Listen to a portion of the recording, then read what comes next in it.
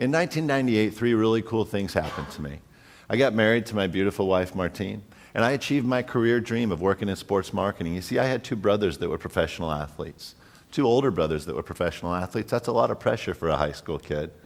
But I realized sometime during my senior year in high school that God hadn't blessed me quite in the same manner. I realized I wasn't going to be a professional athlete, so I set my sights on working in healthcare and on working in sports marketing. And by 1998, at age 26, my firm was hired to represent Mark McGwire the year he broke the home run record. And just a couple weeks after the baseball season, I found myself on a private jet with my wife and with Mark flying to New York. Took him on the David Letterman show, took him on the Today Show, took him to the Rosie O'Donnell show, if you remember that, and we took him to Time Magazine to position him as Man of the Year. It was a chance of a lifetime. An opportunity of a lifetime. We took a private jet from Los Angeles to New York.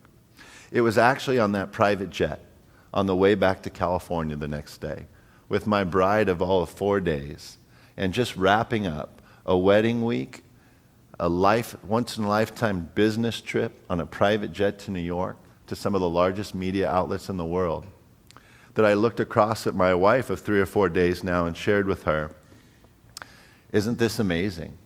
I'm 26 years old, just got married to the woman of my dreams.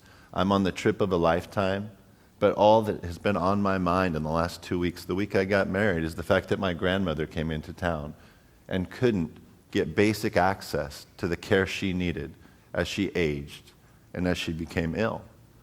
I was very close to my grandmother my whole life, and I just couldn't get past the fact that she didn't have the ability to buy a wheelchair, to get a walker. Why is it that someone that worked this hard their entire life didn't have the insurance benefits? Her and my grandfather did everything you're supposed to do to live the American dream. And they still didn't have access to basic health care services. And this was a concern to me. So I shared with my wife on that airplane, what a dream come true, but guess what? I'm feeling unfulfilled in my career, and I think I want to do something different. My wife looked over at me, and after an uncomfortable silence, she said, "Did you quit your job?" And I said, "No, I just think I want to take a different path for my career from here. This is what I've always wanted to do, my career dream to work in sports marketing, but I've just found that after a few years doing it, I'm not fulfilled." So after another uncomfortable silence, she said, "Hey, are you having a midlife crisis 4 days into our marriage? Because you're only 26, that's a little bit too young." And I just said, "No, but I'd like your support in figuring out what that next step is." And it was just a few months later, I was teaching a university class, and one of my students came to me and said, "Hey, I've heard you speak about your grandmother.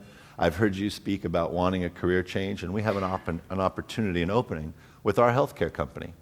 And so I went and applied for that job, and within a few weeks, I had made that switch from sports marketing to healthcare.